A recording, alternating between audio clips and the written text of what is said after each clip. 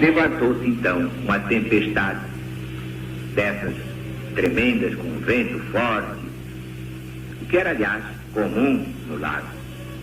Quando estavam pelo meio, cerca de 5 quilômetros, o lago tinha 21 quilômetros de comprimento por 9, mais ou menos, de largura. Então Jesus lhes apareceu andando sobre as ondas.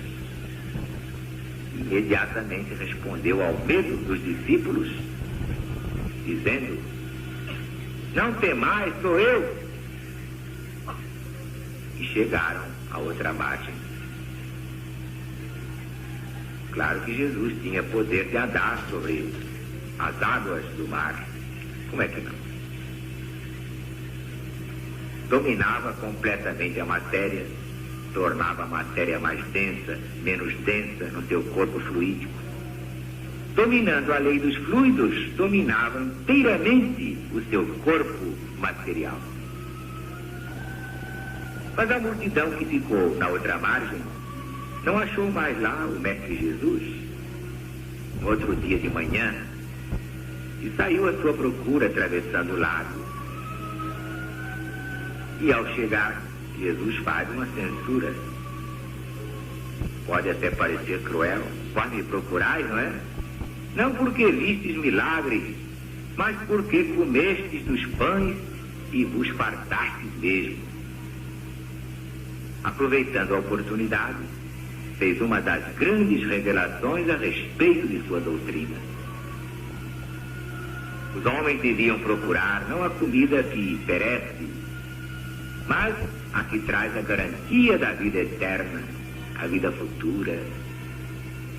O povo perguntou o que havia de fazer para praticar a obra de Deus, entendendo perfeitamente que a comida a que Jesus se referia era a sua doutrina, era o seu evangelho, o evangelho de Deus. Ele mesmo explica: a obra de Deus é esta, que acrediteis naquele que ele enviou, o Cristo. Para se convencer, o povo pergunta com que milagre Jesus o provará. Citam o exemplo de Moisés. Por quê? Porque Moisés deu maná, o pão que caiu do céu, aos hebreus no deserto. O que é que Jesus lhes dava? Que fizesse a demonstração. Então Jesus começa explicando: não foi Moisés, mas Deus, o Pai que está no céu, isto é, em toda parte ao mesmo tempo, quem vos deu o maná. Porque somente Deus dá o verdadeiro pão que desce do céu ao mundo para lhe dar a vida. Então o povo reclama esse alimento. O que acontece? O próprio Jesus se apresenta como sendo ele mesmo o pão da vida, porque ele trouxe ao mundo as palavras, a doutrina de vida para alimentar a humanidade por todos os séculos. Declarou: eu sou o pão da vida. E explica logo a seguir, bem claramente, para não deixar dúvidas, que ele falava da sua doutrina. Quem vem a mim, de modo algum terá fome. Aquele que crê em mim, nunca jamais terá sede.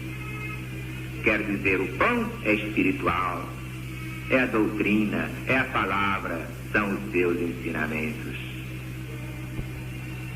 O vinho que dessedenta, e Jesus disse mais tarde: eu sou a videira, é a vida espiritual de união com ele. No versículo 37, há uma palavra de suma importância: todo aquele que Deus me dá, virá a mim. E todo aquele que vem a mim, de modo algum, eu lançarei fora. Ora, se compararmos com a outra palavra de Jesus: Pai, assim como me deste poder sobre toda a humanidade, a fim de que conceda a vida eterna a todos aqueles que me tens dado, vamos encontrar essas palavras no capítulo 17 desse mesmo Evangelho. Então poderemos concluir que a humanidade inteira é de Jesus, pertence a Jesus. E como ele não lança fora ninguém que o busca para se salvar, a humanidade toda já está no caminho da salvação. Uns demoram mais porque se obstinam na ignorância e afundam nos prazeres materiais, que causam o tédium vitae, não resolvem nada. Muita gente que bebe, muita gente que joga, faz outras coisas e, entretanto, não é feliz. E um dia vai cansando, diz, o Zaru está com a razão, e vem para ele beber e faz muito bem. Mas compreendemos assim a impossibilidade, o absurdo de asseverar que aqueles que se salvam são minoria absoluta. Todos sairão desse inferno e se salvarão pelo conhecimento da verdade. Isto é confirmado pelas palavras seguintes. Ouçam bem, por favor. Eu desci do céu, não para fazer a minha vontade, mas a vontade daquele que me enviou. E a vontade daquele que me enviou é esta: que eu nada perca de tudo que ele me tem dado, e eu ressuscitarei no último dia. Mas os judeus protestaram. Como diz que é o pão que desceu do céu? Não é ele o filho do carpinteiro? A dificuldade em aceitar Jesus é porque não pertencia ao sacerdócio. Era um simples irmão operário. E se eles conheciam o pai e a mãe de Jesus, como podia dizer que desceu do céu? Então Jesus replica: não murmureis entre vós, ninguém pode vir a mim senão trazido pelo Pai. Mas está escrito nos profetas: todos serão ensinados por Deus. Quem duvidar, pegue o livro de Isaías, capítulo 54, versículo 13. Deus quer que todos os homens se salvem. Então Jesus acrescenta: todo aquele que tem ouvido e aprendido do Pai, vem a mim. E nesse ponto Jesus avança mais na sua doutrina. Ninguém viu o Pai, mas eu sou o pão da vida. Os vossos pais comeram maná e daí? Morreram. Mas eu não, eu sou o pão eterno. O pão que eu darei pela vida do mundo é a minha carne, e quem o comer viverá eternamente. Ora, foi uma coisa tremenda, um grande escândalo esta frase entre os judeus. Por quê? Eles entenderam que Jesus daria de comer a sua própria carne. Estava dando lições de verdadeiro canibal, antropofagia. Então Jesus reafirma enfaticamente para a multidão que não podia penetrar o sentido espiritual do seu ensinamento. Se não comeis a carne do Filho de Deus e não bebeis o seu sangue, não tendes a vida em vós.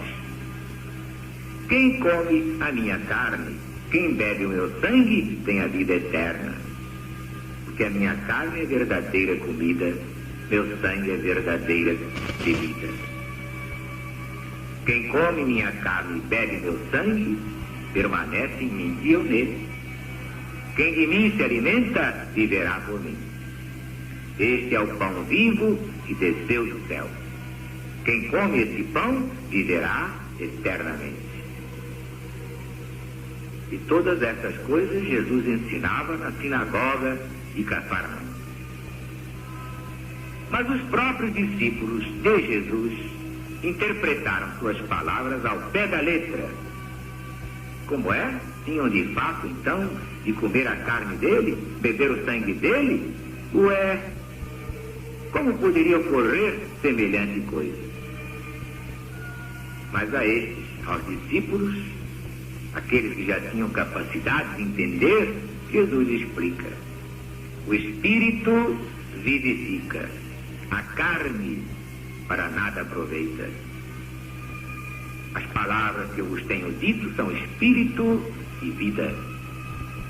Só os iniciados nos meus ensinamentos podem entender o que eu ensino simbolicamente. Minha carne é o meu evangelho, meu sangue é a minha palavra. Só o espírito pode dar vida, a carne para nada vale. Minhas palavras são espírito e são vida. Claro que não podem ser interpretadas ao pé da letra, mas pela compreensão espiritual. Como dizia São Paulo, as coisas espirituais se discernem espiritualmente. Do contrário, parecem loucura. Diz mais São Paulo, a letra mata, o espírito vivifica. Como está na segunda epístola aos Coríntios, capítulo 3, versículo 6. O pão vivo que desceu do céu é a própria carne de Jesus para nos alimentar. São os seus ensinamentos de vida eterna. É a palavra de Deus, é a palavra de Jesus.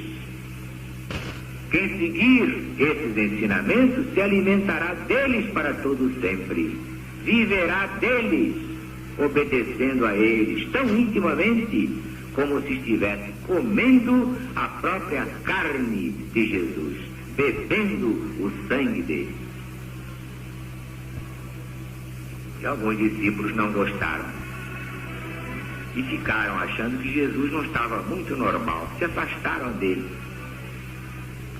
Não podiam admitir semelhante antropofagia, e só a compreendiam nesse sentido. E eram discípulos, hein? Quer que eu vou dizer? E quer que eu vou me queixar de gente que acha que eu fiz isto ou aquilo? Eu não faço nada que Jesus não manda. Eu tenho meus sinais, recebo os meus sinais nas minhas visões, nos meus sonhos, nas minhas intuições. Eu não tenho ideias próprias, nem quero ter vontades próprias.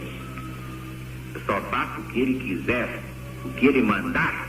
Quero ser apenas instrumento e nada mais. Confio é nele, exclusivamente nele. Nem em mim eu quero confiar. Faço de olhos fechados o que ele disser. Faça, eu faço.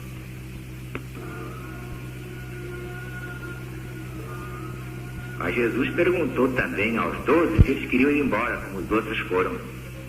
Vemos que Jesus prefere perder todos a modificar o ensinamento da verdade, a desobedecer ao chefe divino, ao Cristo planetário, ainda que fique sozinho, mas a verdade ele a dará, custe o que custar.